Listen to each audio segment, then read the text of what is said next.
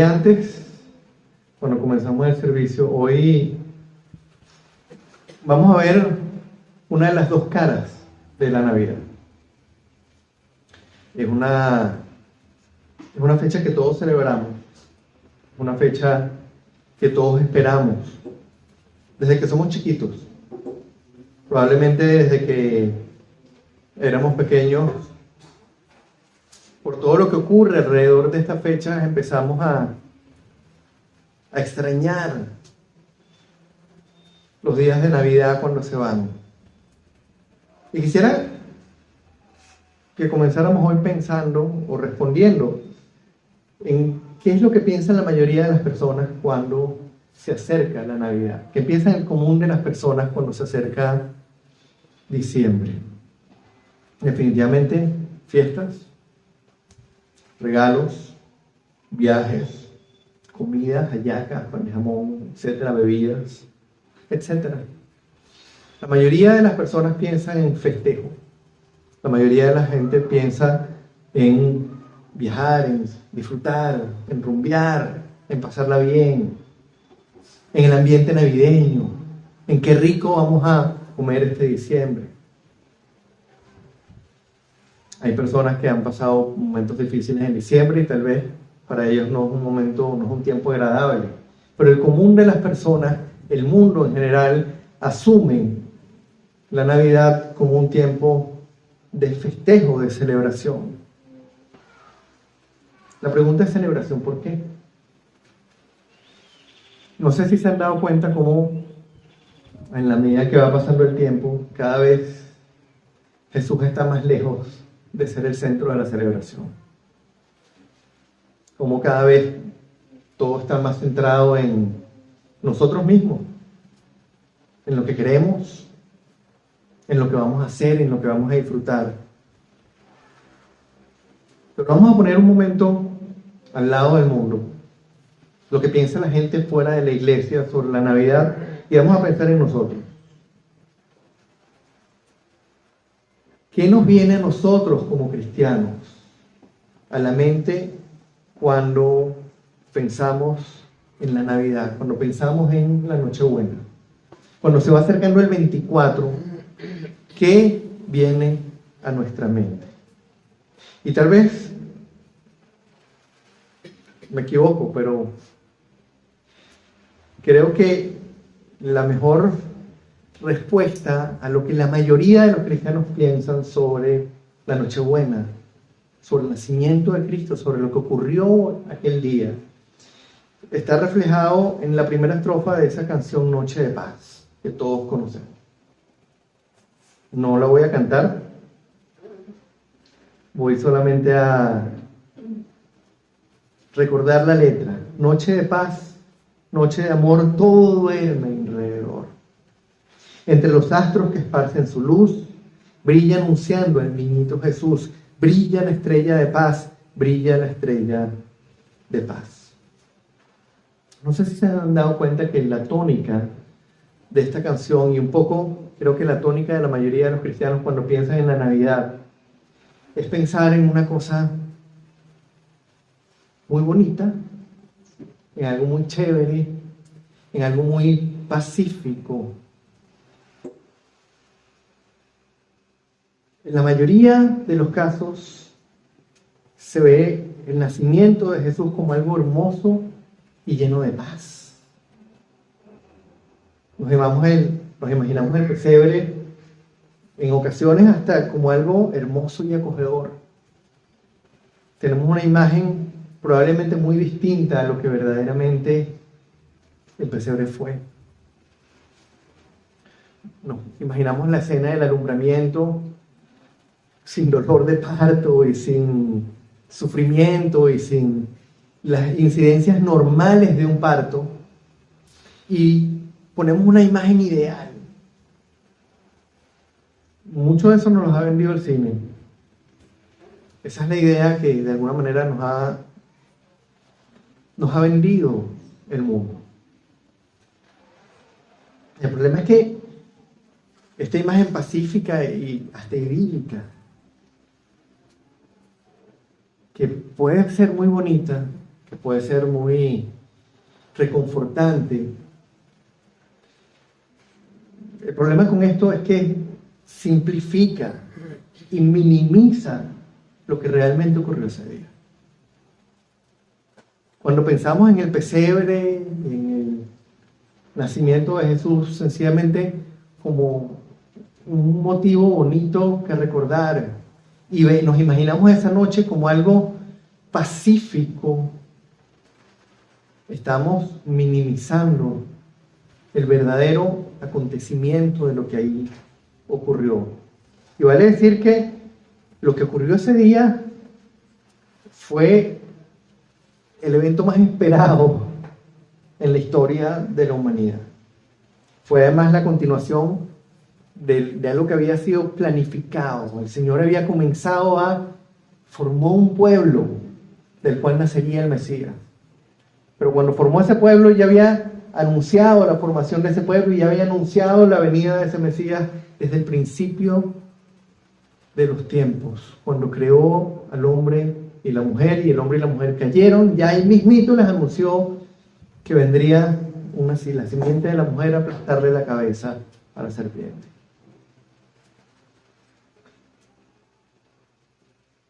Y como había sido anunciado, Dios mismo se había encarnado en el vientre de una mujer. Hermanos, el creador, el soberano, el dueño absoluto de todo cuanto existe, no pasó de estar en el cielo a ser un bebé. Se encarnó en una célula, en un óvulo fecundado, y pasó por todo el proceso de gestación. El autor de todo empezó su existencia como ser humano, como una célula que empezó a dividirse y a dividirse y a dividirse, igualito que con cada uno de nosotros. El creador tomando la forma de una de sus criaturas, desarrollándose en un vientre femenino como un ser humano común y corriente. ¿Quién se lo hubiese imaginado de esa manera, no? Uno pensaría, si Dios va a hacerse hombre, o si Dios va a presentarse entre nosotros, lo va a hacer con fuerza y con poder. Y de una manera sorprendente para que todo el mundo lo vea y para que todo el mundo lo reconozca. Pero comenzó de la manera más normal. Como un óvulo fecundado que comenzó a crecer en el vientre de una mujer elegida por él. Y hay muchos pasajes a lo largo de todo el Antiguo Testamento en los cuales el Señor nos anuncia este evento. Nos anunció el ministerio, nos anunció el nacimiento del ministerio de Jesús, pero hay un texto particular que describe todo lo que iba a ocurrir de una manera tan increíble y con una precisión tan grande que da escalofríos. Y se trata de Isaías 53, final del 52 y capítulo 53 completo. Y lo increíble de esto es que se trata de un texto escrito por lo menos 600 años antes del nacimiento de Jesús. 600 años antes. Y cuando vemos este texto y meditamos sobre él,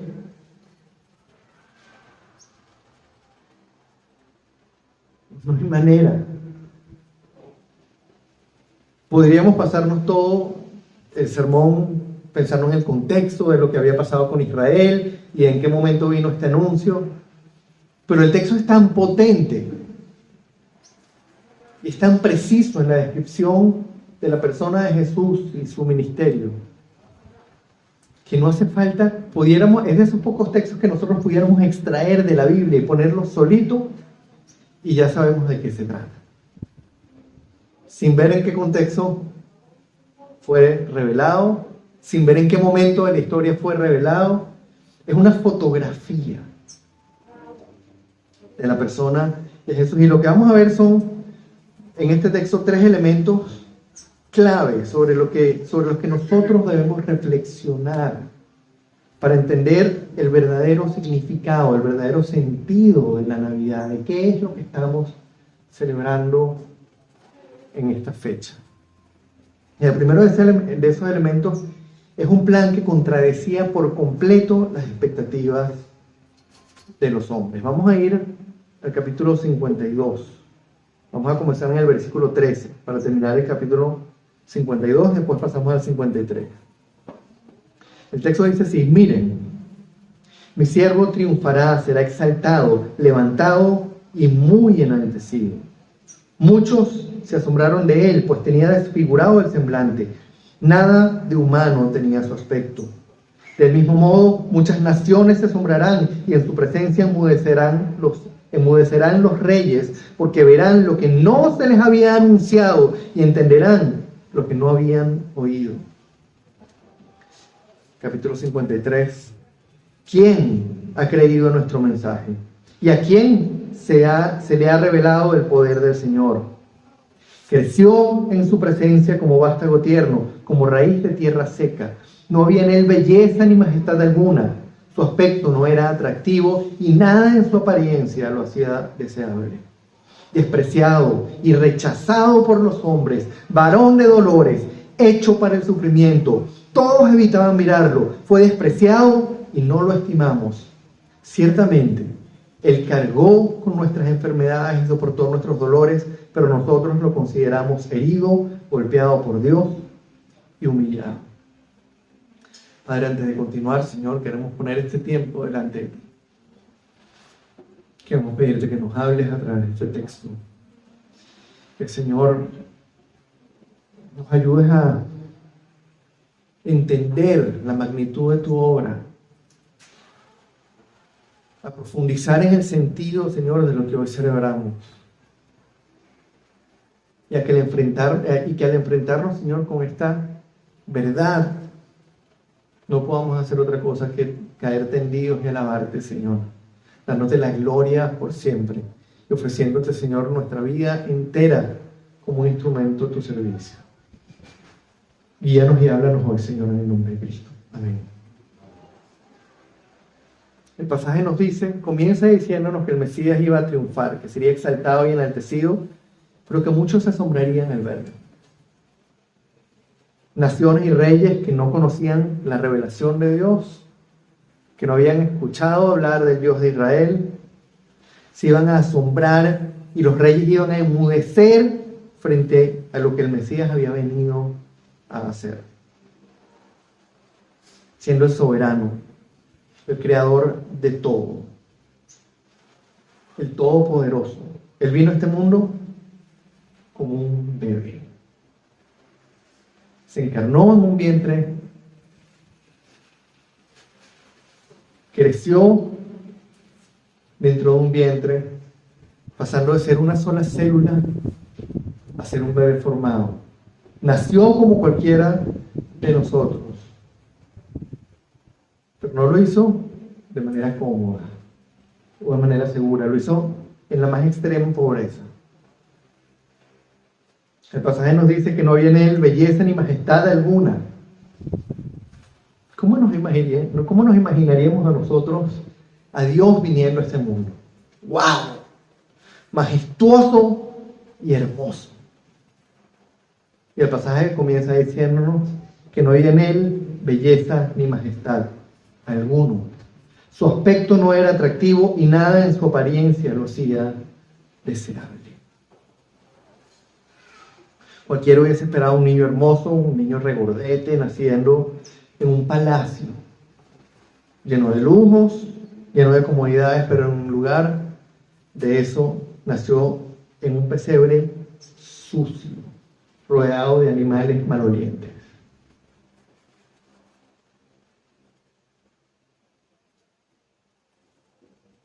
En un lugar lleno de infección, de oportunidades para tuviesen infecciones. Cuando el resto de las personas que estaban en la zona estaban durmiendo en camas o en lugares apropiados, Dios, el Hijo, estaba naciendo en un establo, en un pesebre, en un lugar sucio, en un lugar lleno de malos olores, en un lugar inseguro.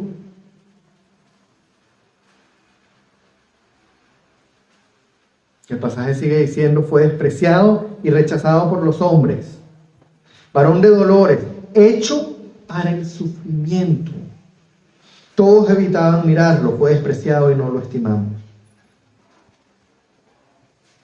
Dios hecho hombre, el que debía recibir toda la adoración, recibió en lugar de la adoración todo el desprecio y el rechazo de sus propias criaturas.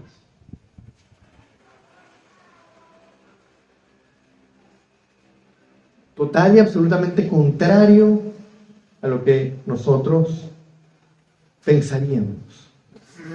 Total y absolutamente contrario, de hecho, a lo que el pueblo de Israel estaba esperando. El pasaje continúa diciendo, ciertamente Él cargó con nuestras enfermedades y soportó nuestros dolores, pero nosotros lo consideramos herido, golpeado por Dios y humillado. Como seres caídos, al estar enceguecidos por el pecado, nosotros nacimos incapaces y por cuenta propia somos incapaces de reconocer lo que Él vino a hacer, de ver cómo vino y por qué vino de la manera que vino. Y al ver esa imagen de un niño pobre naciendo en un establo, de un hombre castigado, torturado, en lugar de un rey poderoso, con una espada en mano, la reacción automática es despreciar y tener lástima en lugar de admiración. Los seres humanos, cuando se enfrentan a la figura del Mesías, voltean la cara, porque ese no es el Mesías que quieren. Israel volteó la cara, ¿por qué? Porque ese no era el Mesías que querían. Cuando los líderes en Jerusalén se enteraron que el niño había nacido, ¿quién fue a conocerlo? Ninguno de los que se enteraron por los Reyes Magos, como los llamamos, por los sabios de Oriente, fue a verlo. Como vamos a ver dentro de 3 semanas más o menos, quienes lo fueron a ver fueron los hombres más pobres de la zona, los pastorcitos, que recibieron el anuncio nada más y nada menos que de las cortes celestiales. Pero los que debían ir, los que teóricamente sabían y conocían las Escrituras y tenían todos estos anuncios porque tenían este anuncio, no fueron. Pero el mismo texto lo dice. Lo consideramos golpeado por Dios, herido, humillado. Y ese hombre, que todos pensaban que era un hombre cualquiera, era nada más y nada menos que el Salvador, que el soberano, que el todopoderoso Dios, que había venido de la manera en que nadie hubiese esperado, aunque estaba escrito que iba a ser así. Vamos a ver el segundo elemento. El primero, un plan que contradice la mente humana, un plan que contradice lo que nosotros como seres humanos esperaríamos de parte de Dios. El segundo elemento, y que complementa ese plan, o que nos explica ese plan, es un siervo sufriente en lugar de un rey combativo y poderoso. Un Dios que se hizo hombre y vino a servir y a sufrir en lugar de a blandir una espada y acabar con los enemigos del pueblo. Vamos a continuar en el versículo 5. Y aquí la cosa empieza a ponerse cada vez más precisa, cada vez más explícita. Él fue traspasado por nuestras rebeliones y molido por nuestras iniquidades. Sobre él recayó el castigo, precio de nuestra paz, y gracias a sus heridas fuimos sanados. Traspasado, molido, castigado por causa de nuestros pecados. Y con esas heridas compró nuestra paz con Dios.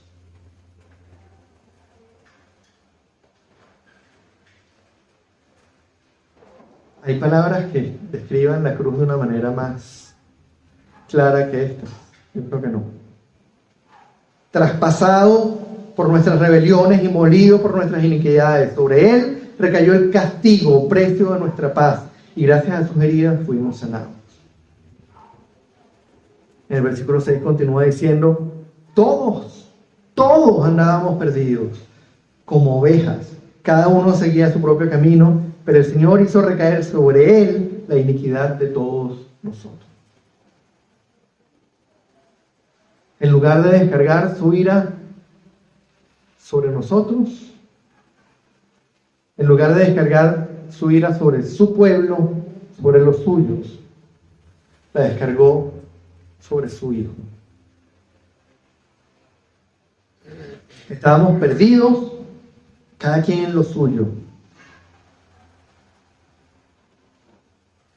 Y no teníamos ningún derecho a exigirle nada y a pedirle nada.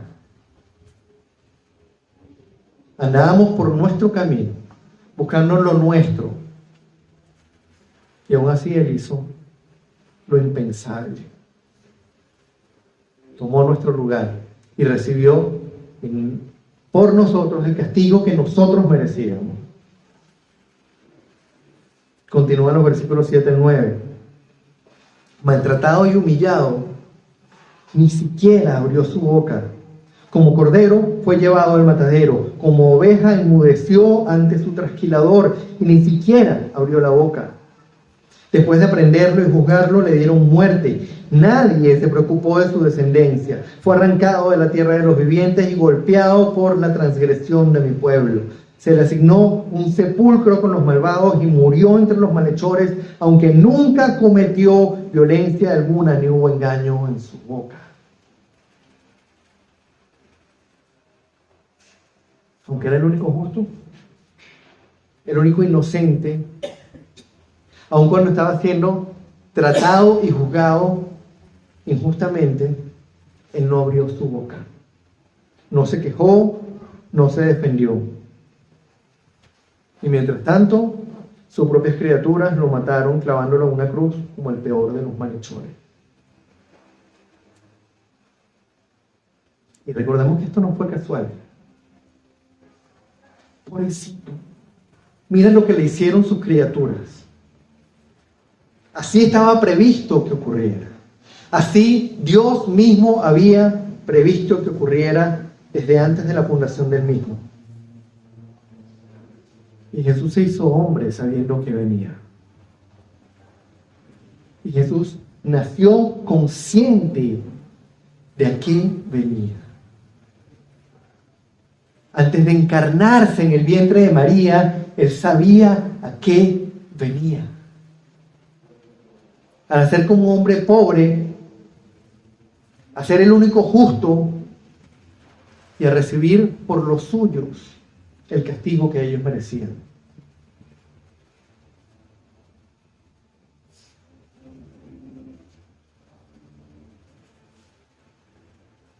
Hermanos, no hay manera de enfrentarse con esto, si verdaderamente hemos conocido al Señor, y seguir pensando que esto se trata de nosotros y no de Él. Ayer hablábamos en el estudio bíblico de tal vez uno de los textos más tremendos que encontramos en el Nuevo Testamento, y es cuando Jesús dice: el que quiera ser mi discípulo, niegue a sí mismo, tome su cruz y sígame. Porque el que quiera ganar su vida la perderá, pero el que la pierda por causa mía la ganará.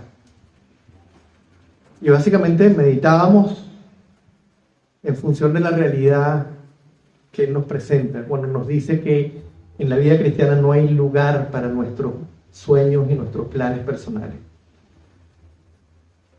El que quiera ser mi discípulo, niéguese a sí mismo.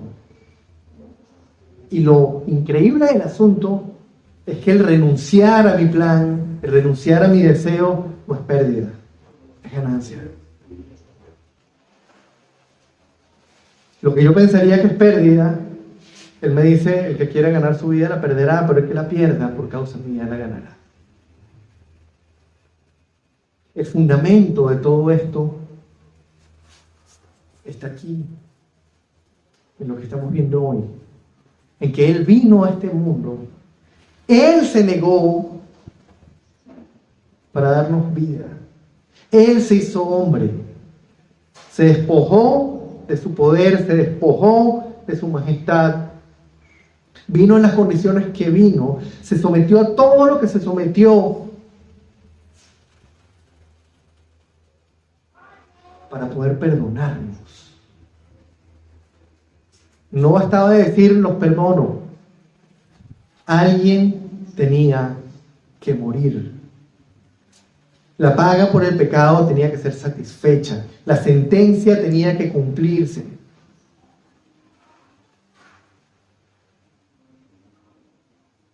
Y en lugar de descargar su ira sobre nosotros, se hizo hombre y descargó su ira sobre él mismo.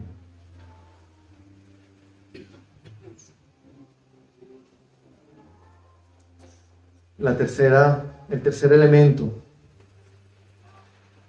que después de ese sacrificio fue coronado rey y reina por la eternidad.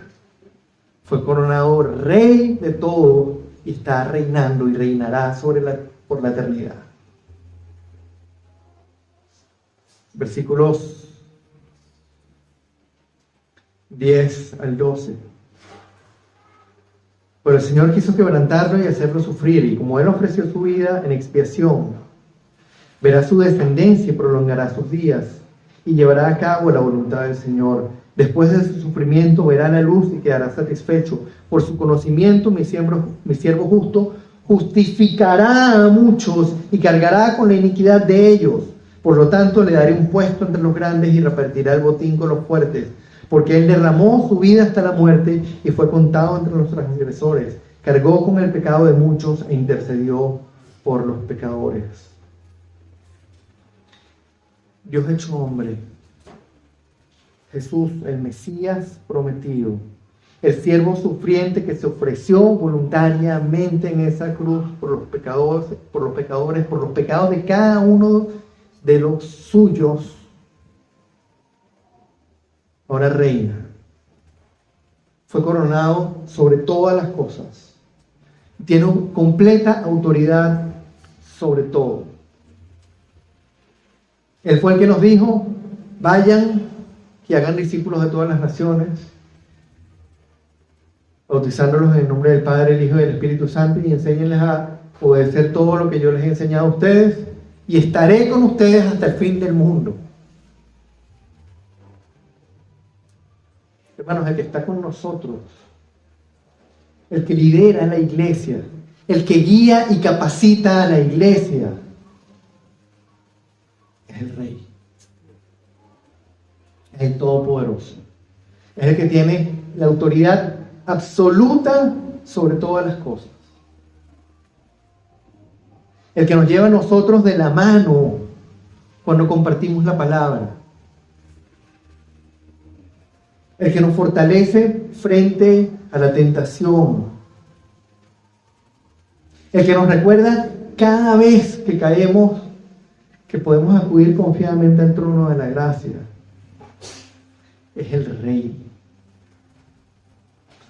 el dueño absoluto y Rey absoluto de todos, el Rey de reyes y Señor de señores.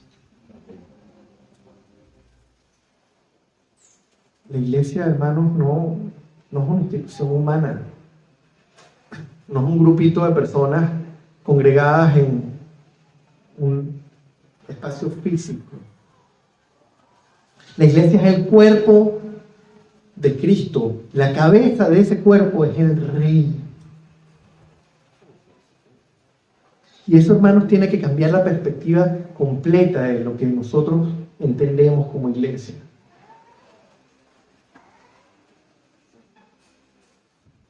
Hoy comenzamos preguntándonos en qué pensamos nosotros cuando se acerca la Nochebuena. Hoy comenzamos preguntándonos cómo vemos nosotros el nacimiento de Cristo, en qué pensamos.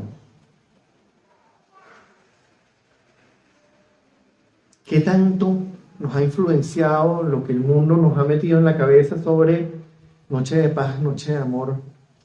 Todos duermen derredor. ¿Qué pensamos nosotros sobre ese acontecimiento? A veces lo vemos muy a la ligera, hermanos. Y les pregunto nuevamente, después de meditar sobre este texto, ¿en qué pensamos nosotros cuando conmemoramos el nacimiento de Jesús?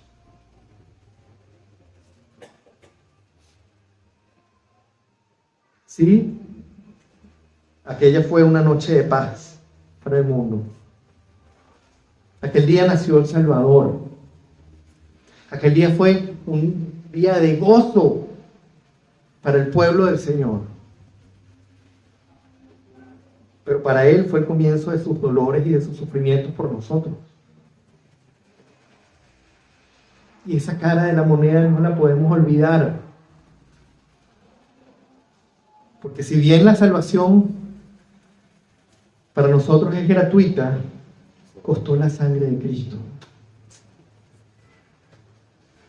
Costó Dios hecho hombre, sacrificándose por nosotros. Cada vez que celebremos la Navidad, hermanos, cada vez que recordemos lo que pasó ese día, no debemos olvidar que aquel día el todopoderoso Señor de señores se hizo débil por nosotros. El Rey de Reyes, el Todopoderoso, estaba como un bebé indefenso en un lugar sucio y maloliente. El soberano absoluto, que tiene la autoridad absoluta sobre todas las cosas, que tiene el poder para crear con su voz, se sometió voluntariamente a la autoridad de unos padres terrenales. Creció como un niño cualquiera y se sometió a la autoridad de una pareja humana. El dueño de todo, de absolutamente todo cuanto existe, se despojó de todo y vino en la más absoluta pobreza. Vino a vivir una vida llena de privaciones, una vida llena de escasez, de sufrimiento, de enfermedades, rodeado de la más absoluta pobreza, y administrar sin tener un techo bajo el cual recostar su cabeza. Y lo más importante, siendo el único justo, vino a tomar nuestro lugar en la cruz y a recibir el castigo que nosotros merecíamos. Hermanos, ese es el verdadero sentido de lo que celebramos en la Navidad. No hay celebración más grande que esa. A veces pensamos y Y recordamos estas cosas cuando pensamos, cuando se acerca la Semana Santa, en la crucifixión y en la resurrección. Pero para que hubiese crucifixión y resurrección, Jesús tenía que nacer. Y el solo hecho de que el Todopoderoso se hiciera hombre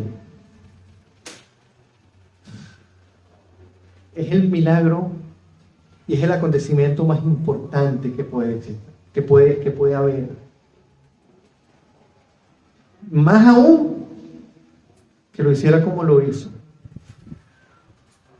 para ofrecerse finalmente en una cruz y pagar por nosotros. Pensando en todo esto, vamos a preguntarnos, ¿qué le vamos a decir nosotros a los demás en estas Navidades sobre el verdadero motivo que estamos celebrando? Sobre el verdadero motivo por el cual debemos celebrar. ¿Qué le vamos a decir a la gente que está allá afuera celebrando la Navidad, que ahorita están cantando goles, no sé si de España, de Francia o de Argentina, que están preparando hallacas, comprando panes de jamón, que está preparando su viaje? ¿Qué le vamos a decir a esa gente que está allá afuera y que no ha entendido y que no conoce el verdadero significado? ¿A quién le vamos a dar la gloria y qué vamos a compartir? ¿Cuál es el mensaje que vamos a compartir nosotros esta Navidad? Los invito a que tomemos este pasaje y estemos insistentemente leyéndolo una y otra vez a lo largo de la semana. Que meditemos en él. Y que recordemos, hermanos, que estamos aquí para darle la gloria al Señor.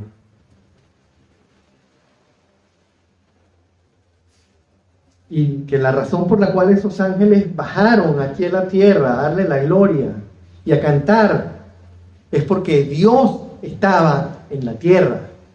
Y no estaban alabando en el cielo porque Él estaba en la tierra. Se había hecho hombre. Y había venido a hacer lo indecible. Vamos a meditar sobre eso. Y vamos a darle el honor y la gloria a Él. Con nuestros corazones, con nuestras acciones, pero también con nuestra boca. Compartiendo y proclamando el mensaje. Recordándole a la gente lo que verdaderamente estamos celebrando estas Navidades. Vamos a orar. Padre, te damos las gracias, Señor, porque a través de tu palabra tú nos recuerdas cada día, Señor, el milagro de la cruz, el milagro de tu encarnación. Cada día tú nos recuerdas a través de tu palabra, Señor, el privilegio que tenemos de poder acercarnos a ti siendo quienes somos, no porque hemos hecho algo, sino porque tú hiciste lo único que podía ser hecho.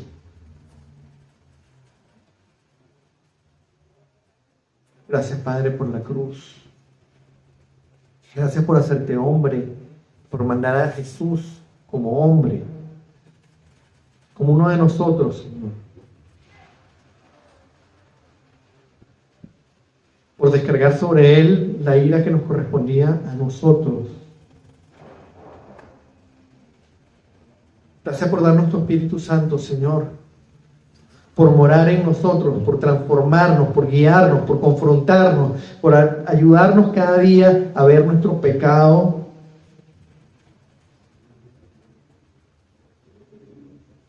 por mostrarnos cada día, Señor, nuestra realidad como seres caídos. Y porque nos diste, por tu gracia y tu misericordia, Señor, el regalo de entender las buenas nuevas. Abriste nuestros ojos, abriste nuestro corazón, nos mostraste nuestro pecado y nos mostraste la cruz, Señor. Nos hiciste ver nuestra necesidad de ser salvados y nos mostraste, Señor, al Salvador. Y nos llevaste de la mano a creer en ti. Gracias, Padre. Señor, que estas Navidades seamos instrumentos tuyos, Señor, de tu gloria. Que estas Navidades no dejemos de clamar, de proclamar el mensaje, Señor.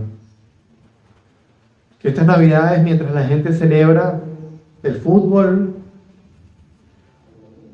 o celebra la comida, o celebra cualquier cosa que quieran celebrar, nosotros recordemos, Señor, a las personas que el verdadero motivo de celebración eres tú. Que el honor y la honra son tuyos. Que la gloria es tuya por siempre, Señor. Haz de nosotros siervos útiles y dispuestos, Padre. Haz de nosotros siervos siempre dispuestos, Señor, a proclamar la verdad. Gracias por tanto, Padre. Te damos el honor y la gloria por siempre. Te bendecimos y te alabamos en el nombre de Cristo. Amén y amén.